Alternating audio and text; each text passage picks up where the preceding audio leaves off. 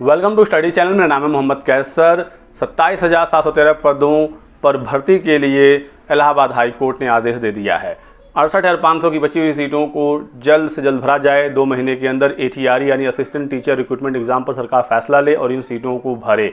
तो आप लोगों ने लगातार न्यूज़पेपर में खबर देखा होगा। कोर्ट ऑर्डर में मैंने आपको दिखाया था, जिसमें साफ साफ कोर्ट ने कहा है कि 68,500 वाली भर्ती कराई जाए, जो पद उस समय रिक्त रह गए थे। अभ्यर्थियों ने मांग किया था 68,500 में कि क्वालिफाइंग मार्क्स को कम करके और उसी भर्ती में जिन अभ्यर्थियों ने आवेदन किया था उनसे ये सीटें भर दी जाए, लेकिन कोर्ट ने याचिका को डिसमिस कर दिया और नई भर्ती का आदेश दे दिया।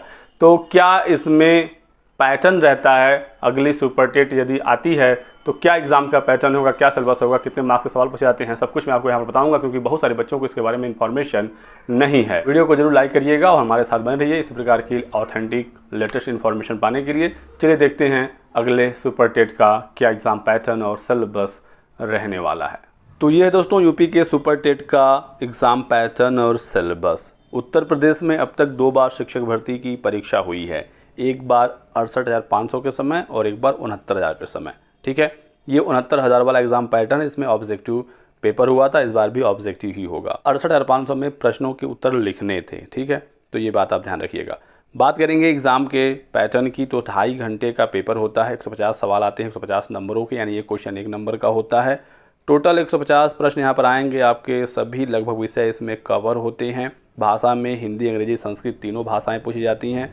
तो यूपी टेट जैसा नहीं है कि यहाँ पर हिंदी कंपलसरी है और उर्दू, संस्कृत, इंग्लिश में से कोई एक आप चुन सकते हैं। सुपर टेट में उर्दू होता ही नहीं है और हिंदी, संस्कृत और अंग्रेजी बिल्कुल कंपलसरी होता है। भाषा यानी हिंदी, संस्कृत, अंग्रेजी, इसके साथ मैथ, साइंस, पर्यावरण और सामाजिक अध्ययन। इसके जो प्रश्न आते हैं इसका स्तर 12 तक का होता है। 12 तक के प्रश्नों का स्तर रखा जाता है, तो आपको अच्छे से तैयारी करनी होगी। इसके अलावा जो शिक्षण कौशल, बाल मनोविज्ञान, सूचना तकनीकी, जीवन कौशल प्रबंधन वाले विषय हैं, ये आपके DLED के पाठ्यक्रम के स्तर का होता है। तो ये जो भी विषय हैं, शिक्षण कौशल, बाल मनोविज्ञान, ठीक है, जीवन कौशल वगैरह, सूचना तकनीकी, आपको उतना ही पढ़ना है जितना आपके DLED के बुक्स में टॉपिक्स दिए गए हैं। बहुत सारे बच्चे इसमें परेशान रहते हैं, क्या पढ़ें, कहाँ से पढ़ें। आप बस अपने DLED की बुक्स को उठाइए, सुपर टेट का सिलेबस देखिए, DLED के बुक्स में आपके जो जो टॉपिक हैं उसे अच्छे से प्रिपेयर करिए। साथ ही साथ 68,500, 69,000 दोनों के पेपर को अच्छे से देखिए, समझिए कहाँ से कौन से सवाल पूछे जा रहे हैं, तो आपको बेहतर आइडिया होगा सुपर टेट के बारे में। ठीक है, चलिए देखते हैं हम लोग यहाँ पर एक एक विषय का सिलेबस और कितना उसका कंट्रीब्यूशन है। तो भाषा के 40 नंबर के सवाल पूछे जाते हैं। हिंदी से सबसे ज़्यादा सवाल होंगे, उसके बाद संस्कृत और अंग्रेजी होगा। ठीक है, भाषा में बस इतना बताया गया है पाठ्यक्रम में कि भाषा से व्याकरण आएगा और अपठित गद्यांश आएगा, इसके अलावा और कुछ नहीं बताया गया है। इंग्लिश में देखिए ग्रामर कॉम्प्रिहेंशन, तो बस इतना ही बताया गया। आपको पूरा व्याकरण पढ़ना होगा अच्छे से और फिर अपठित गद्यांश का प्रैक्टिस अच्छे से करना होगा। बाकी व्याकरण में क्या क्या पूछा जाएगा, क्या क्या इससे पहले पूछे गए हैं, उस पर मैं अलग से वीडियो बना दूंगा। तो पहले हम लोग समझ लेते हैं मेन चीज़ें क्या क्या पूछी जाती हैं। विज्ञान की बात करें तो 10 नंबर का सवाल पूछा जाएगा। इसके लिए आपको पूरा बेसिक साइंस प्रिपेयर होना चाहिए। इसमें आपका फिजिक्स, केमिस्ट्री, बायो, लगभग सभी सवाल कुछ कुछ करके पूछे जाते हैं। देखिए इसमें दैनिक जीवन में विज्ञान, गति, बल, ऊर्जा, ठीक है, प्रकाश, ध्वनि, जीवों की दुनिया, तो ये सब टॉपिक इसमें आते हैं। मैं ये जो एग्ज़ाम पैटर्न है अपने टेलीग्राम चैनल पर शेयर कर दूंगा, वहाँ से आप इसे डाउनलोड करके आराम से अच्छे से देखिएगा। ठीक है, टेलीग्राम चैनल जरूर ज्वाइन कर लें। डिस्क्रिप्शन बॉक्स और पिन कमेंट में लिंक दिया गया है।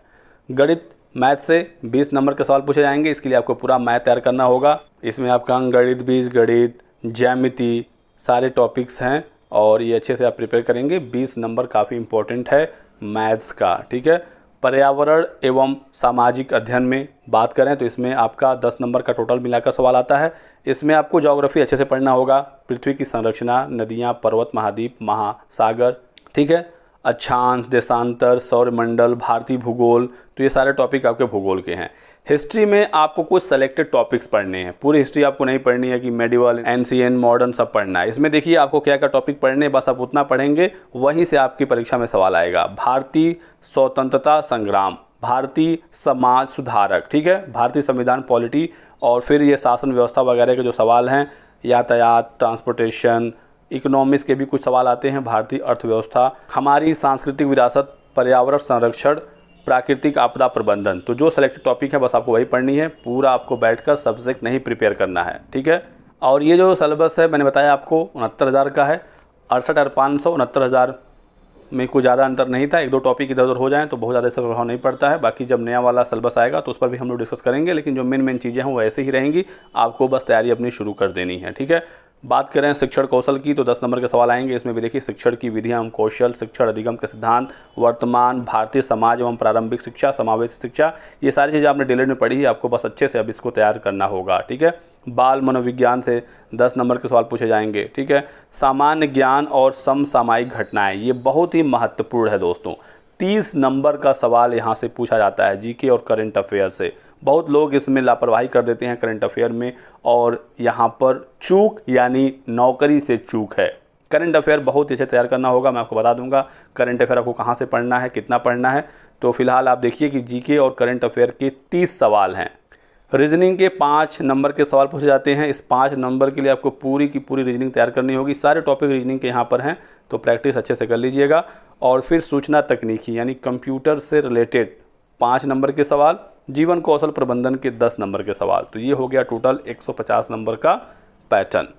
तो ये रहा दोस्तों आज की वीडियो में एक महत्वपूर्ण अपडेट। वीडियो को लाइक जरूर करिएगा और चैनल को सब्सक्राइब कर लें ताकि आपको इसी प्रकार की सभी इन्फॉर्मेशन मिलती रहे। Thanks for watching.